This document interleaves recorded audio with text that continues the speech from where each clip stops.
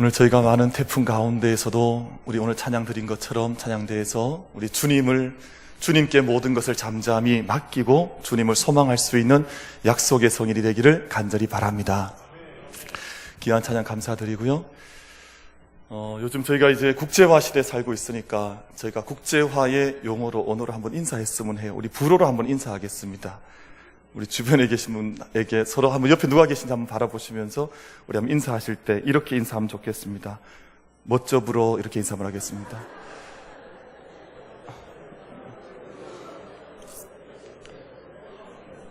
이게 불어입니다. 불어. 또 우리 여자분이 계시면 멋져 불어 이러면 좀 이상하잖아요. 여자분 계시면 다시 한번 인사할게요. 예뻐 불어 인사 한번 할게요.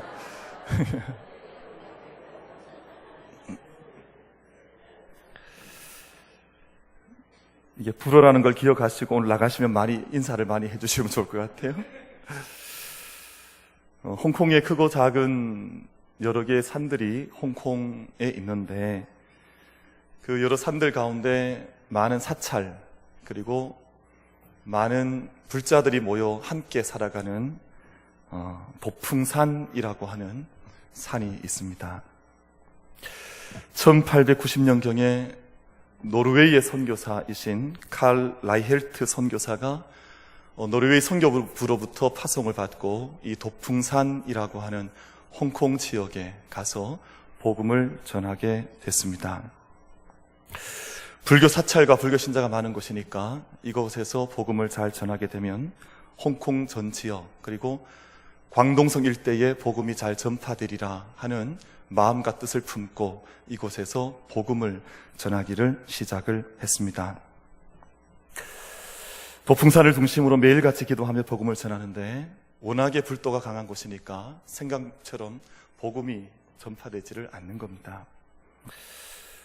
고심하던 라이엘트 선교사께서 마침내 어떤 생각을 하고 어떤 실행을 했는고 하니 아예 머리를 깎았습니다. 그리고 승복을 입었습니다. 그리고 절로 들어갔습니다. 제가 생각하기에 너무 당혹스러운 일인데 칼 라이엘트 선교사께서 머리를 깎고 승복을 입고 절로 들어간 이후에 노르웨이 선교부와 함께 이 연락이 두절될 만큼 오랜 시간이 지나가게 됐습니다. 매일 승려들과 대화하면서 불교 철학, 불교 문화를 배우기를 시작을 했는데 수십 년 세월이 훌쩍 지나가 버리고 말았습니다. 그 사이에 본국과 연락은 두절되고 칼 라이엘트 선교사를 파송했던 본국조차도 이 선교사의 존재 자체를 잊어버리고 말았습니다. 근데 그렇게 절에 들어간 지 32년 만에 32년이 되는 어느 날 라이엘트 선교사님과 함께 생활하던 스님들이 우리가 예수 믿겠다 단체로 돌이켜서 회심을 하고 함께 세례를 받는 역사가 나타나게 됐습니다. 우리 흔히 하는 말대로 호랑이 잡겠다고 호랑이 굴로 들어갔는데 호랑이에게 잡아먹힌 것이 아니라 호랑이를 잡은 거예요. 32년 만에 72명의 승려가 세례를 받고 그 신앙의 터 위에 도풍산 교회라고 하는 교회가 지금도 세워져 있습니다. 자신을 바친 한 선교사님의 삶을 통해서 빈들 속에 말씀이 들어갔고 그 말씀의 씨앗이 이 세상 가운데 들어가 살아남을 수 있을 것인가 죽을 것인가 하는 기로에서 그 말씀이 열매를 맺었습니다. 말씀이 세상 가운데 들어가 말씀이 죽는 것이 아니라 말씀이 사라지는 것 아니라 말씀이 땅 속에 심겨져 죽으면 열매를 맺는다고 하는 이 정말 어찌 보면 너무 불가해한 일 아닙니까? 일어날 수 없는 일 같지 않습니까? 어떻게 머리를 깎고 승복을 입고 절에 들어갑니까?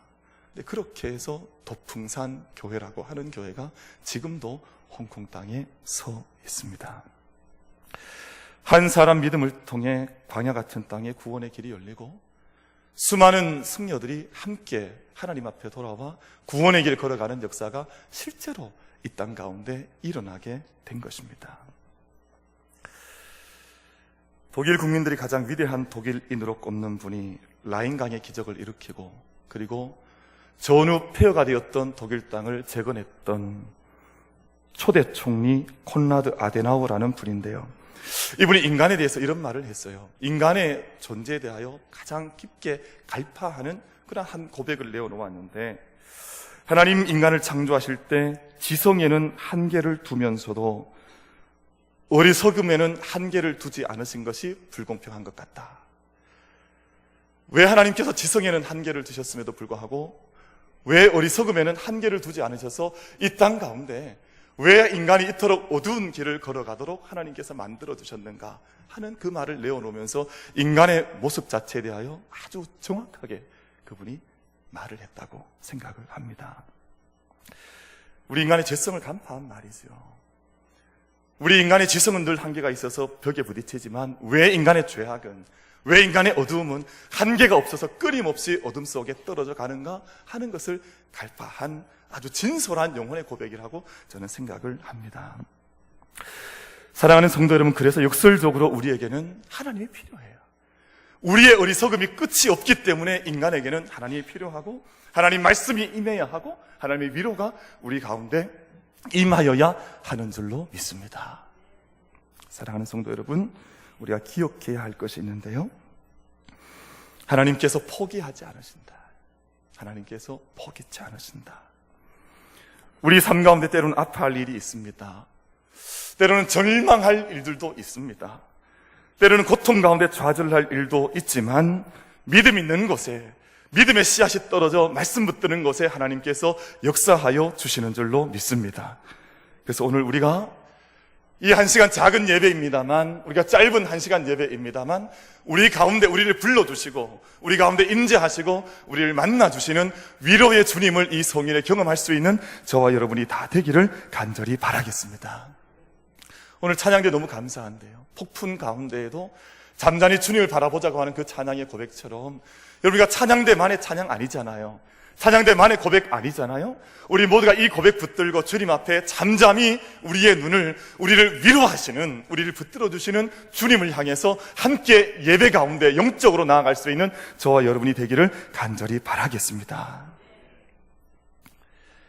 오늘 이 1시간 예배 통해서 우리가 정말 하나님 품에 안기는, 우리가 정말 하나님 약속의 심령, 그 은총의 손길 위에 나와 우리 민족을 올려놓는 그 영적인 위로와 사랑 경험할 수 있는 저와 여러분 다 되기를 간절히 바랍니다.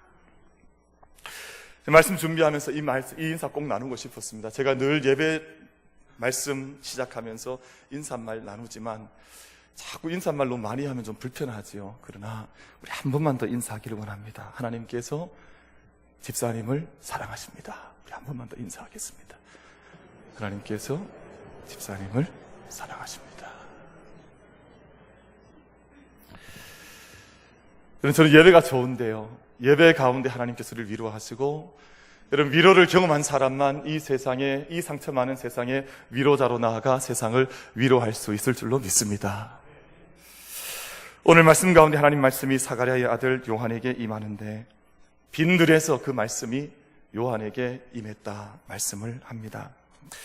오늘 본문 1절 말씀을 보면 말씀이 빈들에 임할 때 당시 세상을 다스리던 세상의 권세자들, 세상의 정치인들, 세상의 권세들에 대한 이름을 낱낱이 소개해주고 있습니다.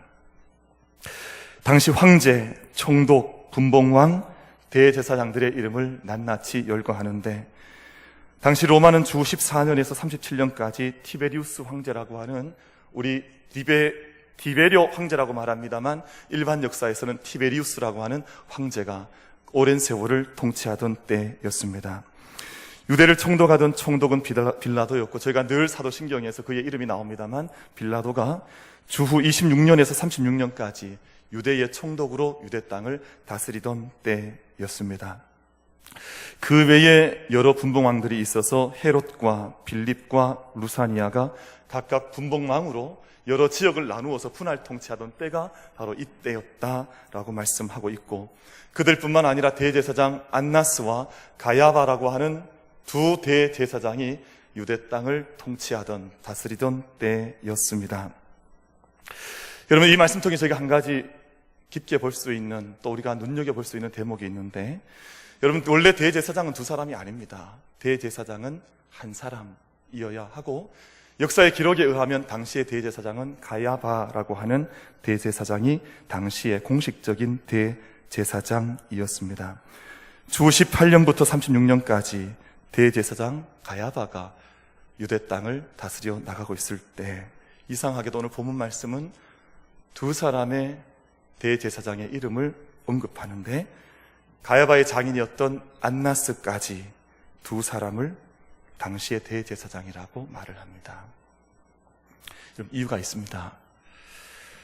당시 종교가 누려야 하는 모든 특권과 또 권력과 모든 기득권을 차마 포기할 수가 없어서 안나스라고 하는 대제사장과 가야바라고 하는 두 대제사장이 함께 그 대제사장직을 나누어서 가지고 있었다 하는 것을 본문이 지적을 해주고 있습니다.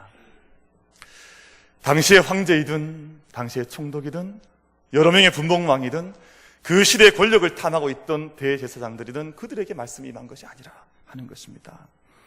세속 권력이나 종국 권력 위에 하나님 말씀이 임하지 않았고, 오히려 당시의 세속의 모든 권력들에게는 점점 더 악이 한 가지 죄악이 하나 둘 점점 더 쌓여가고 있던 때라고 오늘 본문 말씀은 우리에게 말씀해주고 있습니다. 여러분, 오늘 본문 말씀 속에 저게 익숙한 이름들 나타나지 않습니까? 빌라도, 헤롯, 빌립, 모든 세속의 권세들도 하나님의 뜻을 섬겨야 하는 것이 마땅합니다만, 당시 어떤 권력자들도 하나님의 뜻을 따른 것이 아니라 세속의 권력과 일을 탐하고 있었다 하는 것이 누가복음 3장이 우리에게 던져주고 있는 말씀이지요. 여러분, 말씀 펴놓으셨으면 3장 19절과 20절 말씀을 우리 같이 한번 읽어서 말씀을 확인해 보기를 원합니다. 3장 19절과 20절 말씀을 같이 읽겠습니다. 시작. 분봉왕 헤롯은 그의 동생의 아내 헤로디아의 일과 또 자기가 행한 모든 악한 일로 말미암아 요한에게 책망을 받고 그 위에 한 가지 악을 더하여 요한을 옥에 가두니라. 아멘. 동생의 아내를 빼앗고 자기의 아내를 삼고 권력을 탐하고, 그리고 그 악 위에 또 한 가지 악을 쌓아가던 시대가 바로 이 시대였다고 말씀을 합니다. 그런데 그때에 하나님 말씀이 빈들에 있던 요한에게 임한 것입니다. 여러분, 요한은 구약 성경의 전통에 따르면 나실인 아닙니까? 처음 날 때부터 구별되어서 하나님께 드려진 헌신된 삶을, 구별된 삶을 살아가던 사람이 바로 요한이었는데, 빈들에 머물고 있던 요한에게 하나님의 말씀이 임했습니다. 사랑하는 성도 여러분, 역사 속에 말씀 들리지 않고 말씀이 보이지 않는 때가 있습니다. 그래서 사람들은 말씀 찾겠다고, 말씀 듣겠다고, 내가 말씀을 만나야 하겠다고, 세상에 가득한 세상의 언어가 아니라, 세상의 것이 아니라 내가 하나님 말씀 만나고 싶겠다, 나는 하나님 말씀 듣고 싶다고 해서 들판으로 광야를 헤매는 사람들이 이때도 있었다고 말씀을 합니다. 말씀이 희귀하던 때요, 하나님 말씀이 실종된 때가 있어서 사람들이 말씀 만나고 듣기 위해서 광야를 찾아나가 어디에서 말씀 만날 수 있을까 헤매이던 때가 구약의 때나 신약의 때나 오늘 우리 때나 동일하게 있다 말씀을 하고 있습니다. 여러분, 구약 성경에서는 그때를 사사들이 다스리던 사사시대가 바로 그런 때의 대표적인 시기라고 말씀을 합니다. 하나님 말씀을 찾을 수 없었기 때문에 사사시대는 시대가 어두웠었고 폭력이 난무했습니다. 바이블 맵이라고 하는 책의 저자인 닉 페이지라고 하는 분이 사사시대를 설명하면서 단적으로 이렇게 말을 합니다. 사사기는 인간 사회의 단상을 보여주는데 하나님 없는 인간상을 보여준다. 하나님 없는 인간들이 얼마나 어두워질 수 있는지, 하나님 말씀을 잃어버린 인간들이 얼마나 하나님 없이 살아갈 수 있는지를 단적으로 보여주는 시대가 사사의 시대라고 말씀을 하는 것이죠. 사람들이 하나님 떠나면 그 사회가 무너집니다. 사람이 하나님 말씀 듣지 못하면 그 시대가 어두워지고 폭력이 난무하게 됩니다. 여러분, 그래서 사사시대를 묘사하는 사사기를 결정짓는, 성격을 결정짓는 끊임없이 반복되는 말씀이 있지 않습니까? 사사기의 마지막 절 말씀이 이렇게 끝이 맺는데요. 그때에 이스라엘에 왕이 없으므로 사람이 각기 자기의 소견에 옳은 대로 행하였더라. 왕이 없다고 하는 말씀은 하나님의 말씀이 없다는 말씀과 동일한 말씀 아니겠습니까? 당시에 왕이 없으므로, 하나님 말씀이 없으므로 모든 사람들이 자기의 소견에 옳은 대로 행하다 보니 폭력이 난무하고, 여러분 사사기를 읽어보면 끔찍하지 않습니까? 끔찍한 사건들이 사사기에는 전철되어 있는데 그런 시대가 바로 사사의 시대였다. 사사기 말씀 가운데서 13장부터 16장까지 오늘 요한과 동일한 성격을 가진 한 사사를 우리에게 말씀하는데, 저희가 잘 알고 있는 삼손이라고 하는 사사가 등장을 합니다. 여러분, 세례 요한도 나실린이었고 삼손 역시 나실린이었습니다. 하나님 앞에 구분된 사람으로 태어나서 포도주와 독주를 금해야 하고, 머리카락을 자르지 말아야 하고, 사체를 포함한 모든 더러운 것들, 부정한 것을 먹거나 마셔서는 안 되는 사람이 바로 나실인이라고 하는 구별된 사람, 삼손의 사명이었습니다. 태어날 때부터 죽는 날까지 하나님께 바쳐진 삶을 사는 사람. 여러분, 근데 가만히 생각해 보면 사실은 삼손만 나실인이 아니에요. 요한만 나실인이 아닙니다. 이 땅에 하나님께 생명받아 태어난 모든 사람들이 하나님 앞에 나실인으로 살아가는 것 아닐까요? 근데 왜 어떤 사람만 그렇게 살아야 하고, 어떤 사람만 종교적 삶을 살아야 하고, 어떤 사람만 종교적 어떤 부액된 이 땅에 있는 어떤 종교적인 율법 가운데 살아가야 합니까? 그것이 아니라 정말 하나님 앞에서 우리 모두가, 이 시대가 주님 앞에 나실링 같은 믿음의 소명을 받는다면 이 땅이 복된 땅으로 주님 앞에 세워져 가게 될 줄로 믿습니다.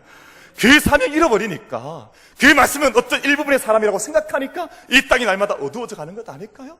우리가 정말 주님 앞에서 내가 태어나는 그 순간부터 주님 앞에 돌아가는 그때까지 주님 앞에서 믿음으로 살겠노라, 겸손하게 황야 같은 이 세상 가운데서도 내가 주님 소망하겠노라, 믿음의 눈을 열 수 있는, 믿음의 마음을 주님께 고정시킬 수 있는 우리 모든 예배자들이 되기를 주의 이름으로 축원을 드리겠습니다.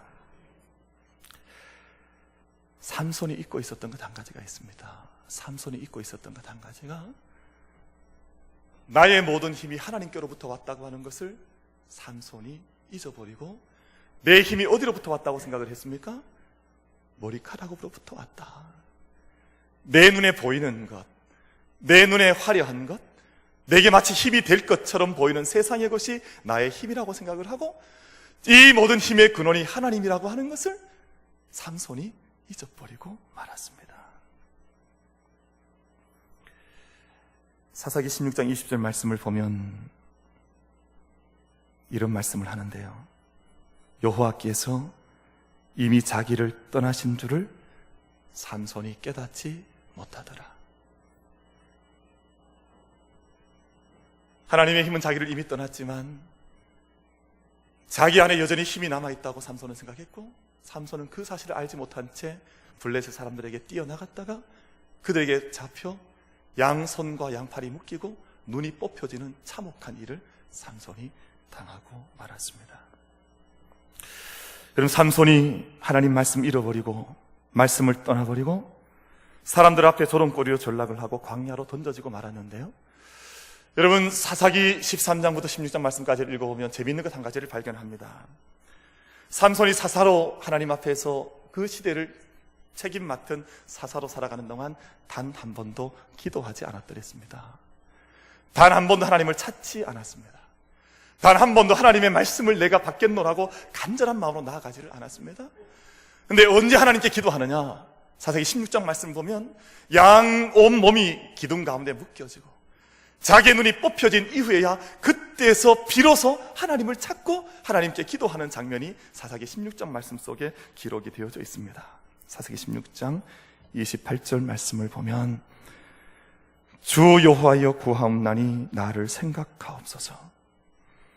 하나님이여 구하옵나니 이번만 나를 강하게 하사 나의 두 눈을 뺀 블레셋 사람에게 원수를 단번에 갚게 하옵소서. 여러분 너무나 안타깝지만 이것이 삼손의 처음이자 마지막 기도였습니다. 여러분 일찍 하나님께 부르짖었더라면 어땠을까요? 일찍 나실인 된 사명 소명을 자기가 가슴에 받고 좀 더 하나님께 나아가 기도했더라면 이때가 오지 않지는 않았겠습니까?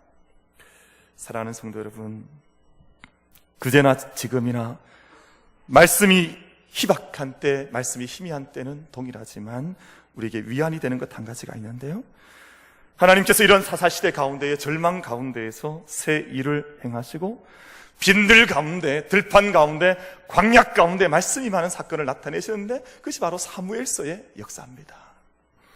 사무엘상 3장 21절 말씀을 보면, 사무엘 역사를 읽어나가 보면 여러분 사무엘이 태어나던 때가 바로 사사의 시대였습니다. 사사시대의 끝자락에 들판 한가운데 말씀 없던 그때에 광야의 자리에 하나님께서 말씀을 들을 수 있는 한 아기를 태어나게 했는데 바로 사무엘 아닙니까? 그리고 사무엘을 통해서 하나님께서 말씀하시는데 사무엘상 3장 21절 말씀을 보면 이렇게 말씀합니다. 여호와께서 실로에서 다시 나타나시되 여호와께서 실로에서 여호와의 말씀으로 사무엘에게 자기를 나타내시니라 라고 말씀을 합니다. 하나님이 이 땅 가운데 임하시는 방법은 말씀으로 임하는 것입니다.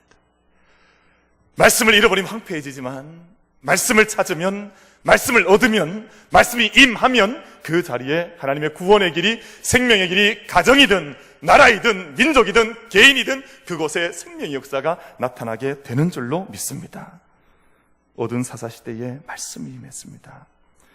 말씀으로 돌아가지 않으면 우리 시대는 사사시대와 다를 바 없어서 어둠의 때로 빠져들어 갈 수밖에 없습니다.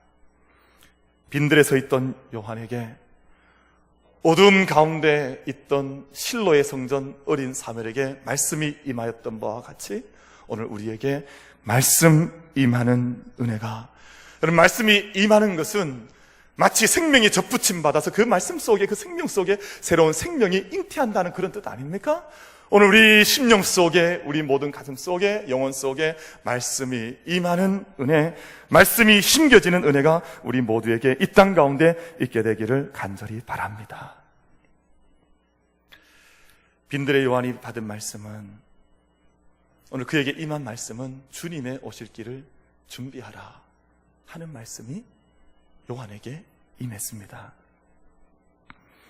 주님의 오실 길을 준비하는 방법을 오늘 본문 말씀이 우리에게 가르쳐 주는데요, 5절 말씀을 보면 모든 골짜기가 메워지고 모든 산과 작은 산이 낮아지고 굽은 것이 곧아지고 험한 길이 평탄하여 질 것이라, 그렇게 주님의 오실 길을 예비하라고 하는 말씀이 요한에게 임한 것입니다. 이 말씀은 이미 구약 이사야 40장 말씀을 보면 저 멀리 바벨론에 종살이하던 이스라엘 백성들에게 이제 그 모든 폐역의 때가, 종노릇하던 때가 그쳐지면서 40장 말씀, 이사야 40장 말씀을 보면 내 백성을 위로하라는 말씀과 함께 이사야가 받았던 말씀이 오늘 본문에 바로 이 말씀이었습니다. 이 말씀 통해서 광야의 큰 길을 만들어 나가듯이 하나님께서 오실 길을 예비하고 준비하라라고 하는 말씀을 동일하게 요한이 받아서 그 시대의 사람들에게 이 말씀을 전하고 있는 것입니다. 여러분, 오늘 우리 시대에 주는 말씀도 동일하다고 저는 믿고 있는데요, 우리 개인이든 우리 재단이든 아니면 우리 여러분의 가정이든 아니면 이 나라 이 민족이든 내 안에 있는, 내 앞에 있는 영적인 모든 걸림돌을 제해야 하나님께서 우리에게 오셔서 우리에게 새 길을 열어주신다고 말씀을 하고 있습니다. 여러분, 그래서 낮은 곳은 돋아서 높여놓아야 합니다.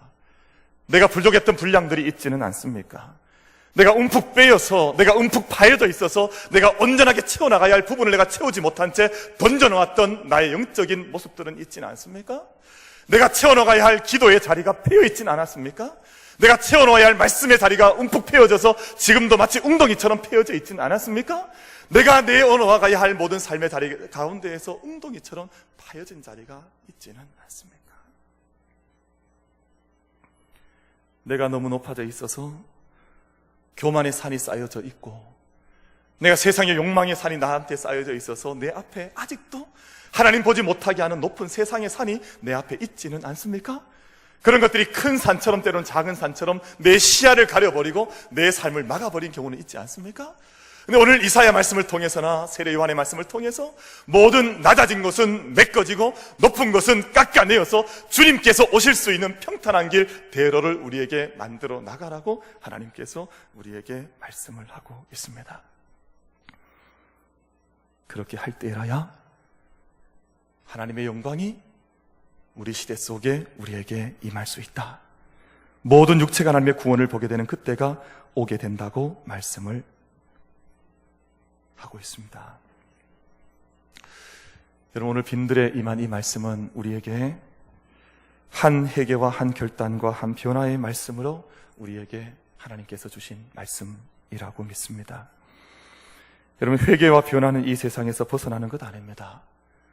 어떤 영적인 혹은 우리가 보이는 종교적인 어떤 거룩한 일에 매어 달리는 것이 회개와 변화와 결단이 아니라는 것을 누가복음 3장 전체가 우리에게 말씀을 들려주고 있습니다. 오늘 3장 말씀을 전체를 읽어보면 회개에 합당한 열매를 맺으라고 말씀하면서 옷 두 벌 있는 자는 옷 없는 자에게 나누어주고, 또 지금까지 누군가를 거짓 가운데 대하면서 강탈했던 사람은 그 모든 것을 포기하고 삶 가운데에서 이웃과 영적인 관계를 맺어나가라고 본문에서는 우리에게 말씀을 하고 있습니다. 그리고 무엇보다 중요한 메시지는 성령과 불로 세례를 베푸시는 예수 그리스도를 만나야만 그가 천국 알곡이 되어서 천국 곳간에 들을 수 있는 사람이 된다고 오늘 본문 3장 말씀은 우리에게 이 말씀 들려주고 있습니다. 사랑하는 성도 여러분, 지난 한 주간을 제가 지내면서 우리 민족이, 우리나라가 정말 경험하기 어려운 많은 경험들을 우리가 함께 경험해 나가고 있습니다. 대통령에 대한 탄핵소추안이 국회에서 가결이 되었는데 참 이 말도 어려운 것 같아요. 우리가 뭐 탄핵하고 소추 이야기하니까 이게 뭐 늘 탄핵하지만 요즘 보니까 초등학생들도 탄핵 이러더라고요.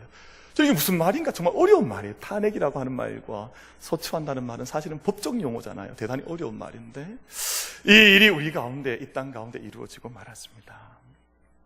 모든 시선이 헌법재판소로 향하고 있어서 또 수많은 사람들이 그곳에서 어떤 이야기가 나오기를 기대하면서 그들을 향해서 시위를 하고 또 함께 촛불을 들고 있습니다.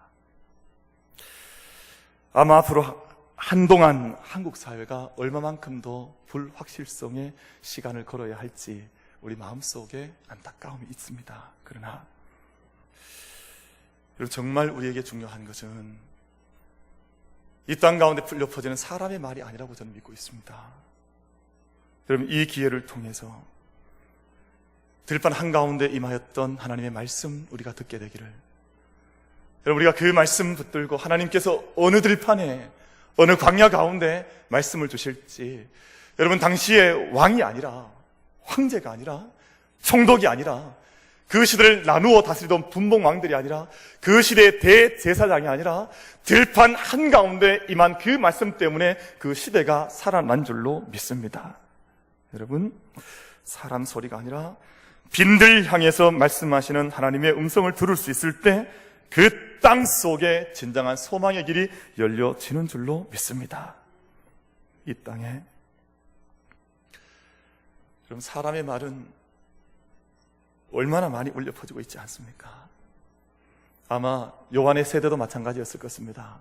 황제의 칙령, 또 총독의 명령, 분봉왕의 공포, 수많은 인간의 이야기가 들려 퍼졌지만 사람들은 거기에 길이 없었기 때문에 들판으로 나와서 들판 가운데 임한 하나님의 말씀을 사모했던 것입니다. 오늘 저희 모두가 정말 고요한 빈들 같은 자리가 되어져서 우리 가운데 하나님 말씀 임하시고, 우리가 세상의 말이 아니라, 구원의 말은 그곳에 있는 것이 아니라 하나님께 빈들 가운데 임한 하나님의 말씀 속에 구원과 생명의 길이 우리 세대 가운데 있음을 믿음으로 우리가 고백하면서 우리가 함께 빈들로 나아가 주의 음성 듣고 생명길 갈 수 있는 모든 성도들 되기를 주님의 이름으로 축원을 드리겠습니다.